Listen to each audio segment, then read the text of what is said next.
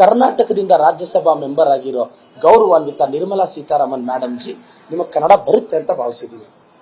ನೀವು ಕರ್ನಾಟಕದಿಂದ ಓದೋರು, ನಾನು ನಿಮ್ಮ ಭಾಷಣ ನೋಡುವಾಗ ಒಬ್ಬ ಕನ್ನಡಿಗನಾಗಿ ನಿಮ್ಮ ಬಗ್ಗೆ ನನಗೆ ಗೌರವ ಆವತ್ತೂ ಇದೆ, ಇವತ್ತೂ ಇದೆ, ಯಾವತ್ತೂ ಇರುತ್ತೆ. ಆದರೆ ನೀವು ಕನ್ನಡದಲ್ಲಿ ಭಾಷಣ ಸ್ಟಾರ್ಟ್ ಮಾಡಿ ಕರ್ನಾಟಕಕ್ಕೆ ಆದ್ಯತೆ ಕೊಡಬೇಕಾಗಿತ್ತು. ತಾವು ಕೊಡಲಿಲ್ಲ, ತಾವು ಫೇಲ್ ಆದ್ರಿ. ಅಟ್ಲೀಸ್ಟ್ ಕರ್ನಾಟಕದ ಋಣ ಆದರೆ ತೀರಿಸ್ಬೇಕಲ್ವ ಮೇಡಮ್? ಋಣ ತೀರಿಸ್ಬೇಕಲ್ಲ. ಇಲ್ಲಿಂದ ಎಲೆಕ್ಟ್ ಆಗಿ ಹೋಗಿದ್ದೀರಾ, ಅದಿಲ್ಲ.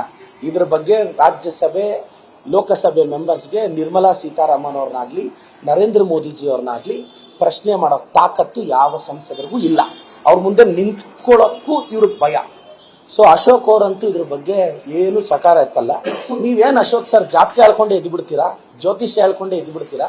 ಏನೋ ಅವ್ರ ಕುರ್ಚಿಗೆ ಏನಾದರೂ ಕಂಟಕ ಬಂದರೆ ಒಳ್ಳೆ ಸೀನಿಯರ್ ಪೊಲಿಟಿಷಿಯನ್ಸ್ಗೆ ಜಾತಕ ಜ್ಯೋತಿಷ್ಯ ಹೇಳೇ ಭವಿಷ್ಯ ಕಟ್ಕೊಳ್ಳಂಗಿದ್ದಾರೆ.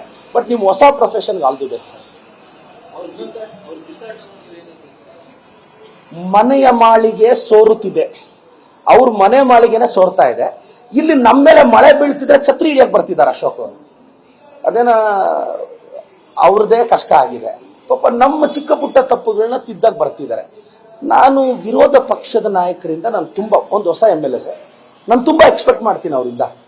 ನಮ್ಮ ಸರ್ಕಾರದ ಚಿಕ್ಕ ಪುಟ್ಟ ತಪ್ಪುಗಳನ್ನ ತೋರಿಸ್ಬೇಕು. ಫ್ಯಾಕ್ಟ್ ಒಂದು ಮಾತಾಡಲ್ಲ. ಅಲ್ಲಿ ಪೊಲೀಸವ್ರು ನೋಡಿಯಕ್ಕೆ ಹೋಗ್ತಾರೆ, ಅವ್ರ ಮೇಲೆ ದಬ್ಬಾಳಿಕೆ ಮಾಡ್ತಾರೆ.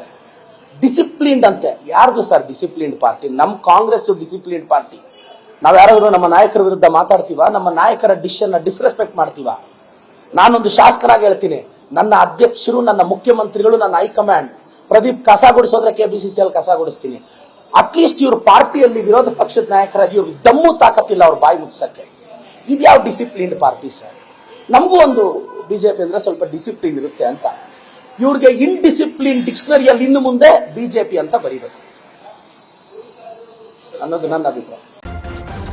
ನ್ಯೂಸ್ ಫಸ್ಟ್, ನಿರ್ಭೀತಿಯಿಂದ ನಿಮ್ಮ ಪರವಾಗಿ.